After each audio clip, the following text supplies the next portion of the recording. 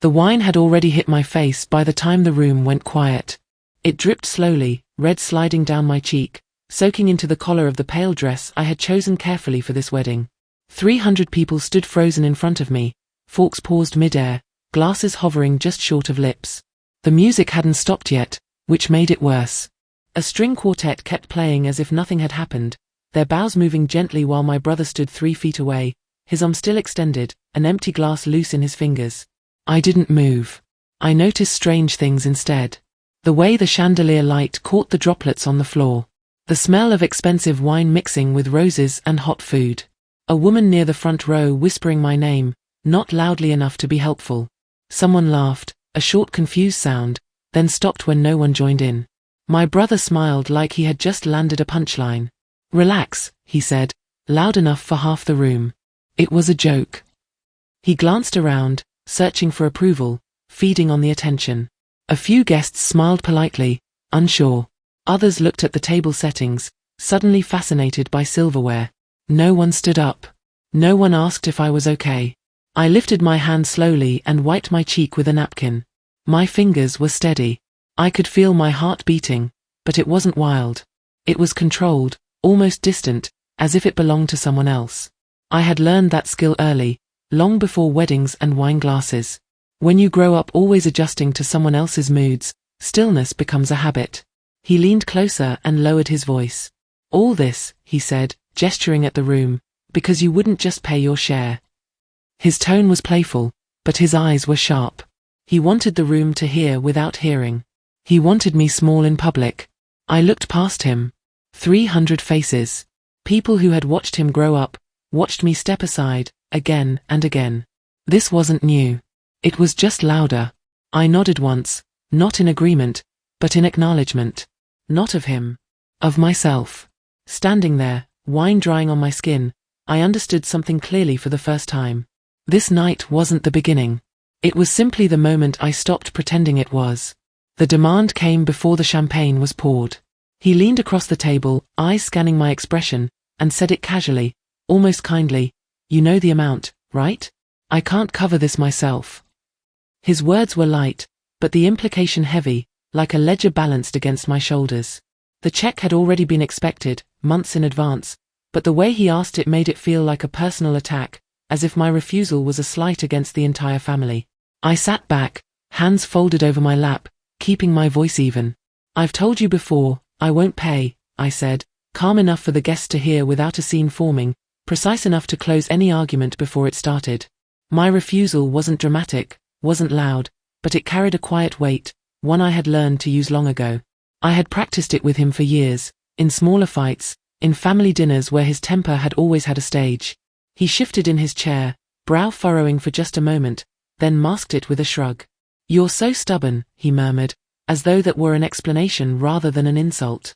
His tone had always carried a double edge, teasing, but authoritative, a way to make others believe he was justified while leaving me feeling exposed. I had seen it before, the same pattern at birthdays, holidays, every gathering, small humiliation, quickly disguised as jest, followed by a pause where the room's energy caught and settled awkwardly. I glanced around. A few close family friends were watching, unaware of the subtle tension beneath the polite smiles.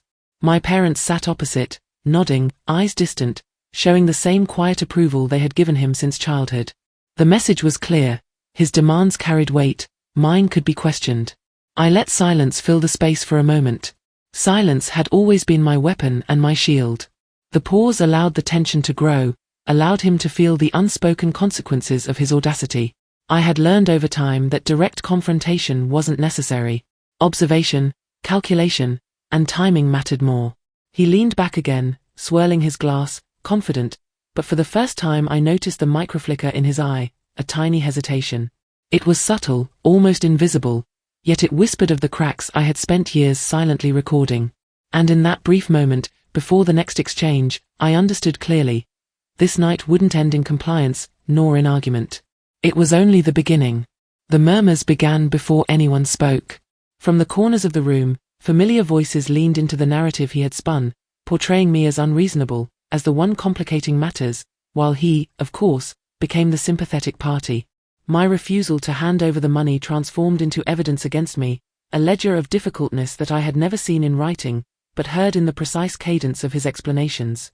I stayed quiet, my hands folded, eyes scanning the reactions around the room.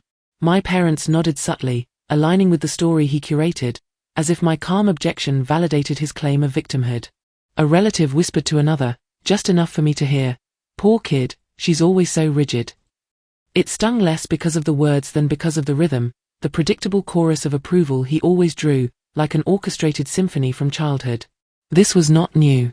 It had begun decades ago in family holidays, when a birthday present I chose for myself became a waste and he became the darling who never disappointed. I remembered moments at the dinner table, where my opinions were brushed aside as I watched him shine in the approval of my parents. The pattern had always been the same. He asserted dominance subtly, I adapted silently, the world interpreted it as his triumph. I noticed it again now, in the way he tilted his head, a small, victorious smirk lingering, as if the room itself belonged to him. Every glance, every nod, every half-whisper reinforced that unspoken rule. I was visible only when convenient, never when it mattered. Yet while they positioned me as the problem, I catalogued each microaction. His tone, the timing of his pauses, the quick diversion to safety in family approval. This was strategy, unintentionally revealed through habit, and I recognized it immediately. I did not argue. I did not protest. Observation had always been my tool.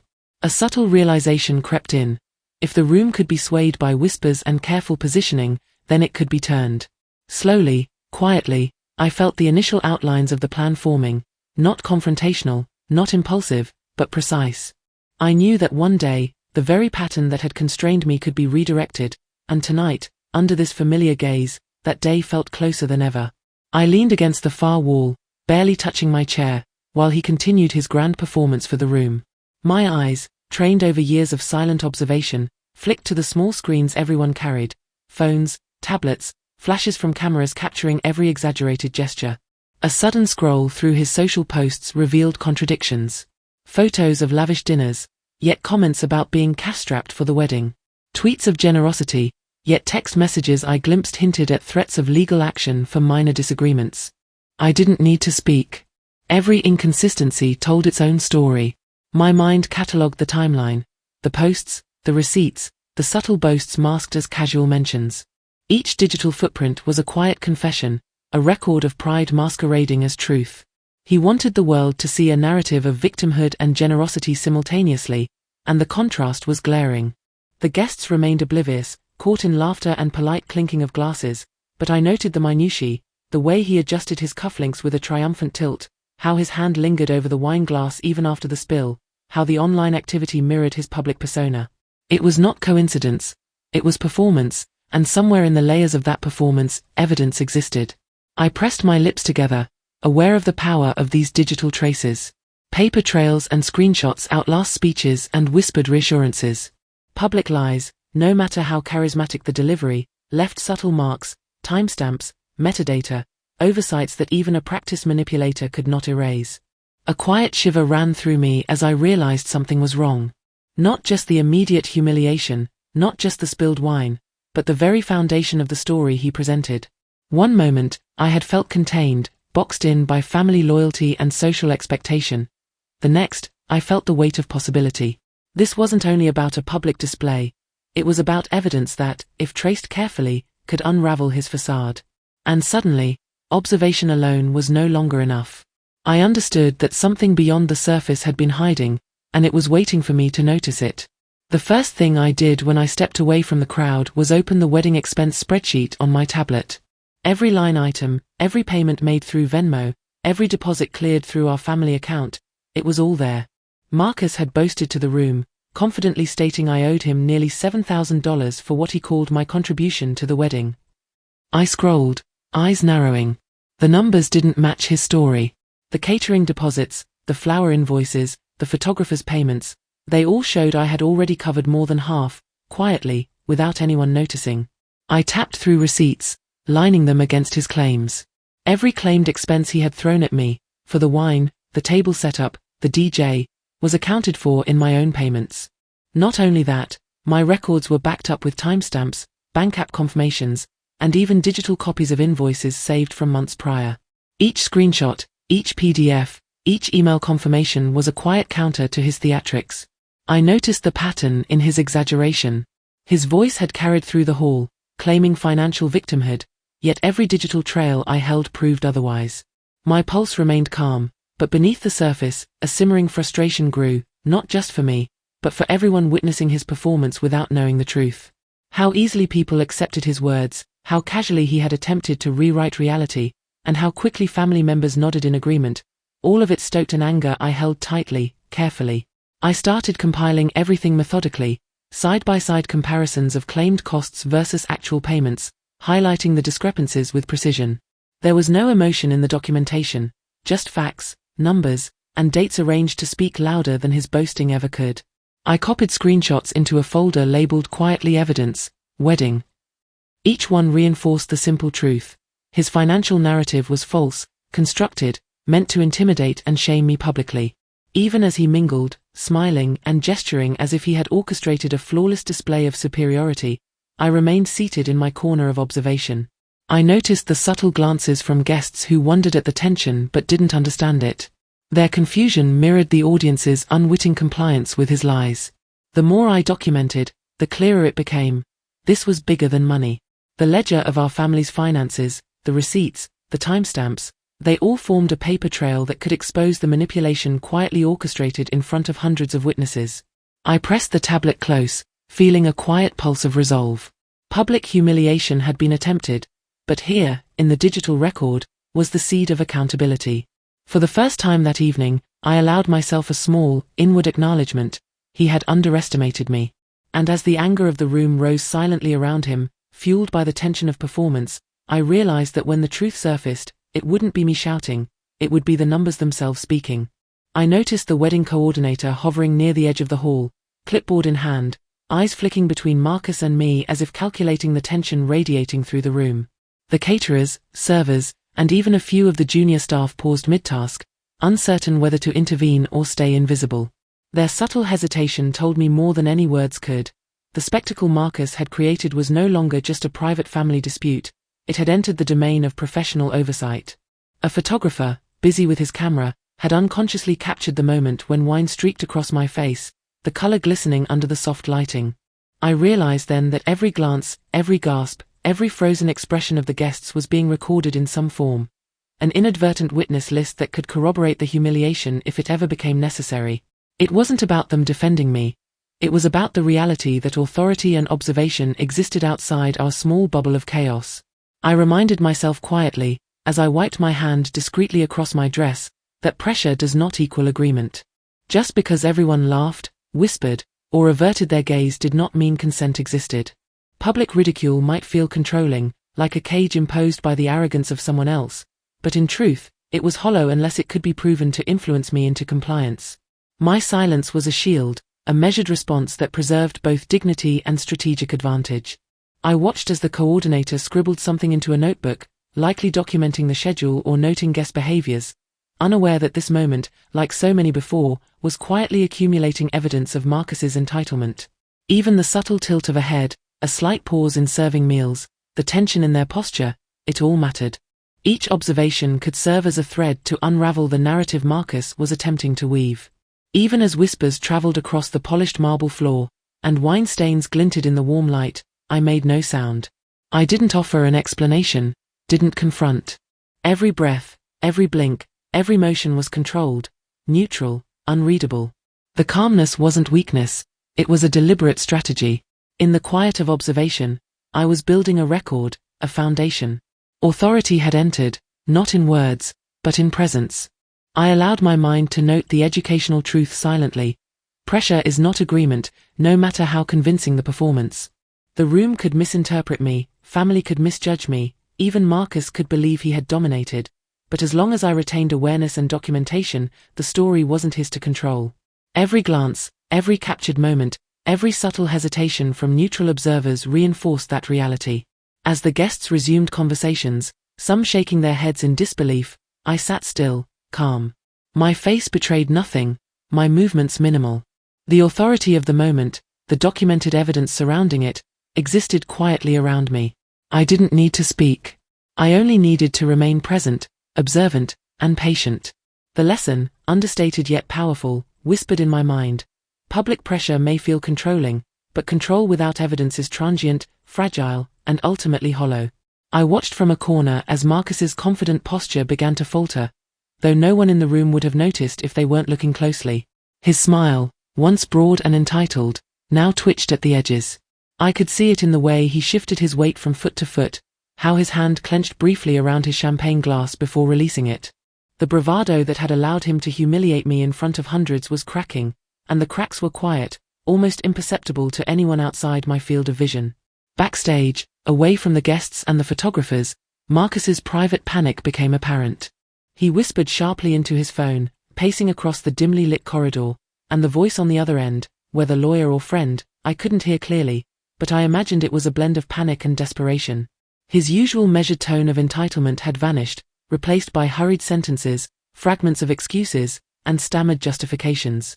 I could almost read his mind, every calculation, every assumption, every plan to control the evening slipping like sand through fingers. I remained in the lobby, distant yet keenly aware, noting details others overlooked. The discarded napkins, the half-full glasses, the faint scent of spilled wine in the air. They all told a story Marcus thought no one could read. My strategy wasn't to confront him. My strategy was to let the collapse unfold naturally, to allow the weight of his missteps to settle without my interference. I had learned over years that immediate retaliation often reduced the impact, restraint amplified it. Guests continued milling about, commenting quietly among themselves, unaware of the tension just beyond the surface. Marcus tried to laugh at a passing comment from a distant cousin, but the sound was forced, brittle. Each laugh, each movement of his body, betrayed him more than any argument ever could. I documented mentally, creating a map of reactions, moments, and inconsistencies that would matter later. Observation was a weapon in itself, and in silence, I wielded it. For the first time that evening, I allowed myself a slight internal acknowledgement. The story was starting to shift. The narrative Marcus had carefully constructed, about control, authority, and familial dominance, was weakening. I didn't need to intervene, didn't need to speak, didn't need to justify. My calm detachment, the very thing he had counted on as submission, was the counterbalance that made the unraveling possible. The beauty of the moment lay in its subtlety. I could see the inner tension in Marcus without alerting him to my awareness. I could feel the equilibrium tipping while maintaining perfect composure. Every gesture, every pause, every whispered panic on his part added weight to the inevitable consequences. By the time the evening was winding down, Marcus retreated further, his private anxiety now apparent in his hollow laughter and quick, furtive glances toward me. I stayed silent, unmoving, a quiet witness to his diminishing power. The collapse had begun, not with a confrontation, not with a shout, but with patience, observation, and the undeniable truth slowly asserting itself. I reminded myself again that evening, in the low hum of conversation and fading music, that withdrawal was not weakness. Withdrawal was strategy. Withdrawal allowed the full force of consequences to land without dilution. The night had revealed the beginning of the end for Marcus, and I didn't need to intervene. I only needed to remain, still and unshaken, as events unfolded exactly as they were always meant to. The next morning, the ripple began. I didn't post, didn't comment, didn't fuel the fire in any way, yet everywhere I turned, the impact of Marcus's actions was visible. At the cafe, the barista hesitated before speaking to him, as if measuring his entitlement against some invisible standard. In the neighborhood, the usual nods and smiles were replaced by careful, almost skeptical glances. Community members who had once laughed at his jokes or deferred to his confidence now offered polite acknowledgement to me, as though instinctively recalibrating their social compass. I watched Marcus move through the same spaces he had always dominated with ease. His gestures, once assured, were now clipped. A slight pause before greeting someone, an unnecessary adjustment of his jacket, a subtle avoidance of eye contact, small signs, yet telling. He didn't notice them, or perhaps refused to. Either way, each silent observation of mine magnified the reality. The power balance had shifted. I remained composed, my calm presence unintentionally amplifying his faltering authority. Social media, too, reflected the quiet upheaval. A friend of a friend had shared a post referencing the wedding incident. No dramatic captions, no commentary, just a brief, factual retelling. And yet, within hours, it had circulated beyond its initial circle. Every share, every remark, Every subtle "I can't believe he did that" added weight to the growing social proof that Marcus's dominance was no longer uncontested. He texted me later, the tone uncharacteristically defensive, but I chose not to respond.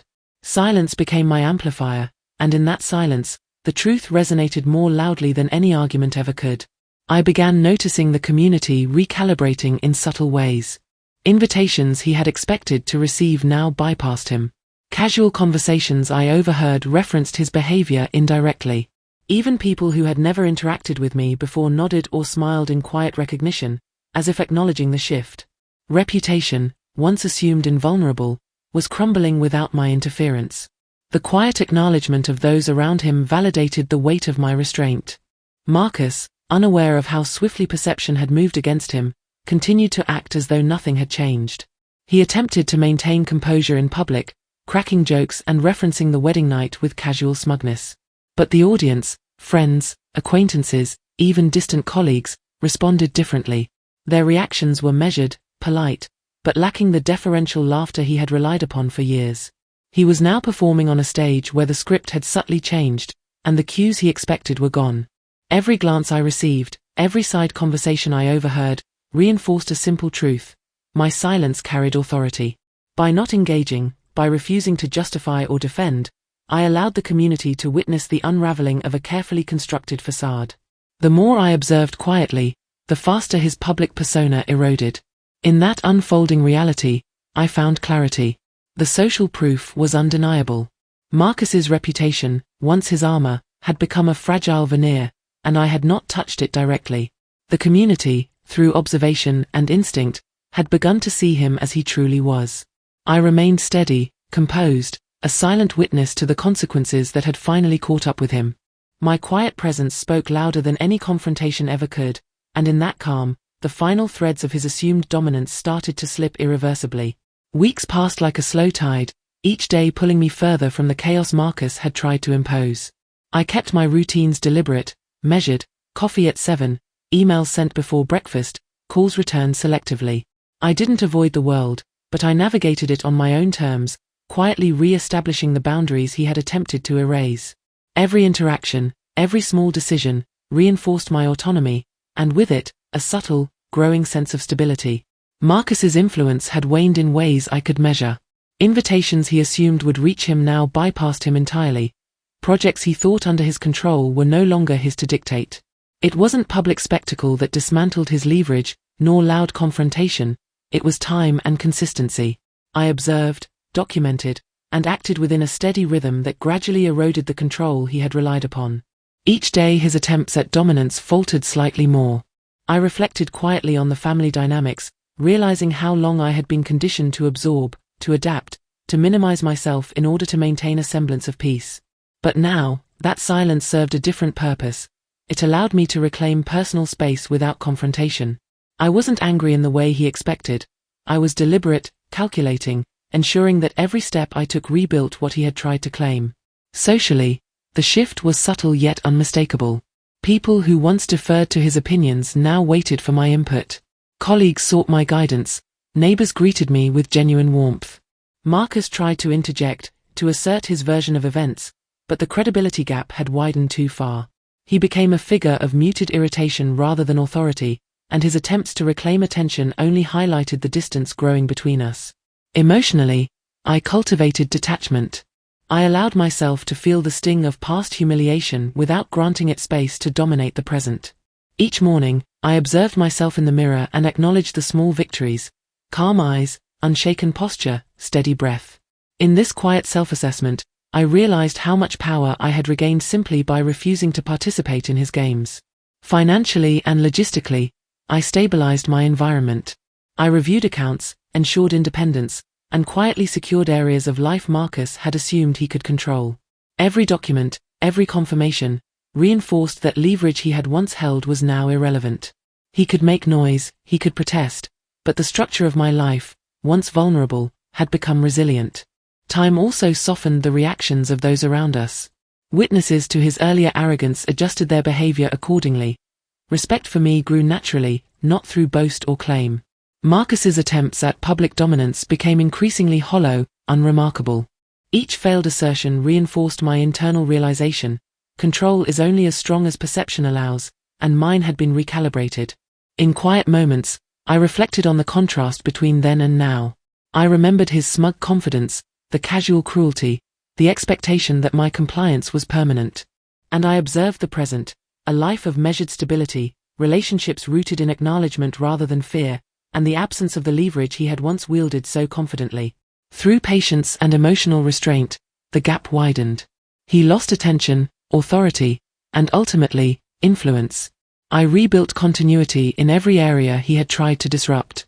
Each passing week validated a simple truth I had long suspected: enduring calm, deliberate actions, and strategic withdrawal can dismantle the most overt displays of power without confrontation. By the time months had passed, I no longer measured my days in response to him. I measured them by my own intentions, my priorities, my regained equilibrium. Marcus existed as a shadow of his former control, present in the world, but irrelevant to my decisions. The quiet reconstruction of my life became a testament to endurance, strategy, and composure. In this ongoing distance, I recognized an internal victory. The humiliation, the public spectacle, and the tension had not broken me. Instead, they refined my capacity for measured action. I reclaimed time, space, and authority in ways that no confrontation could have achieved. His leverage, once threatening and immediate, now evaporated daily, leaving me steadily whole, quietly unshaken, and undeniably in control. Sitting in my quiet apartment, I traced the timeline of everything Marcus had tried to assert over me. His entitlement had always been loud, aggressive, demanding attention through manipulation and subtle intimidation. Yet the more I observed, the more I realized that behind every outburst was insecurity, a desperate need for validation that could never be fully satisfied. His control had always been performative, dependent on others buying into the illusion of power rather than any real authority. I reflected on the contrast between perception and reality. Public humiliation, threats, and demands could rattle people, but they left no permanent mark unless we allowed them to. Facts, documents, records, these outlasted the noise, quiet evidence that persisted long after voices faded. The receipts, messages, and timelines I had documented served as a testament to truth, unaffected by theatrics or drama. They were neutral, silent, and absolute, proving that preparation and observation were more effective than confrontation. The educational aspect of this reflection struck me clearly. Money pressure is not consent. Authority assumed through intimidation is fragile. Humiliation in public is not agreement. These truths had become evident not through anger or shouting, but through deliberate attention to details, calm documentation, and quiet patience. In observing them, I found clarity. I allowed myself to feel the residual tension, acknowledging it without letting it dominate my day. I reviewed emails, payments, and social posts, noting discrepancies I had once missed. Each confirmation reinforced my understanding that I had been right to remain calm, to observe, to let evidence accumulate rather than respond impulsively. The educational takeaway was subtle but powerful. Records, facts, and documentation carry weight far beyond the noise of human emotion. As I sipped my coffee, I considered the family's reactions, the friends' whispers, and the lingering embarrassment Marcus carried. None of it affected me anymore because my stability was internal, grounded in the work I had done quietly while others assumed I was defeated. There was a sense of moral alignment, not triumph, in this calm observation. I thought about the ripple effects of entitlement when unchecked. It pressures others, disrupts trust, and leaves chaos in its wake. But evidence-based patience can reclaim equilibrium without raising voices.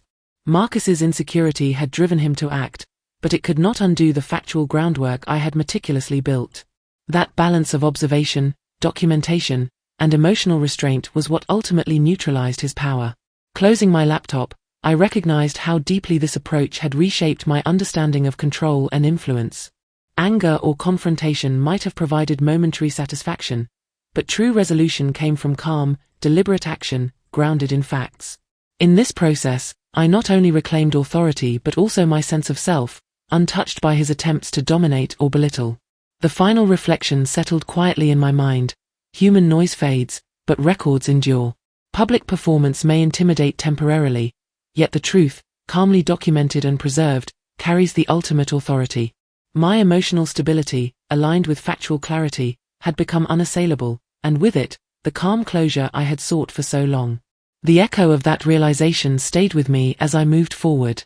Each step felt measured, deliberate, almost ceremonial in its quietness.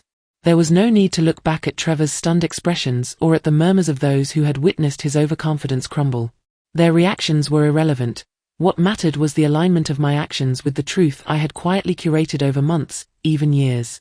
Distance from my family had shifted from something imposed to something chosen.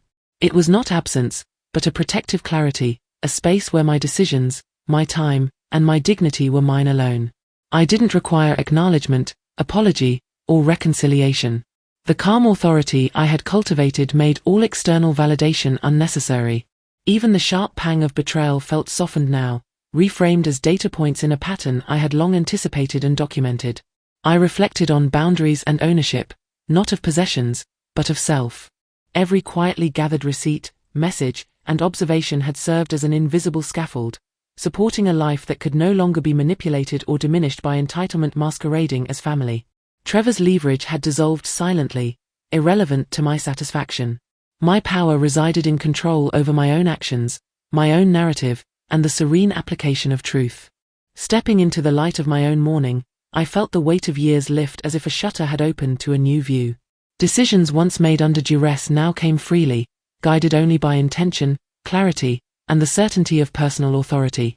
The chaos that had been orchestrated against me now existed only as a reference, a silent testament to why I had prepared, observed, and waited. Ownership of self, I realized fully, is the only authority immune to contestation. All the performances, the whispered judgments, the attempts at intimidation, each had faded into irrelevance because they could not alter the quietly documented truth. I had learned, profoundly, that patience and precision can outlast the loudest momentary victories. And in that quiet, fully claimed space, I understood it completely. The only revenge worth having is the life you construct, unshakable, unapologetic, and entirely your own.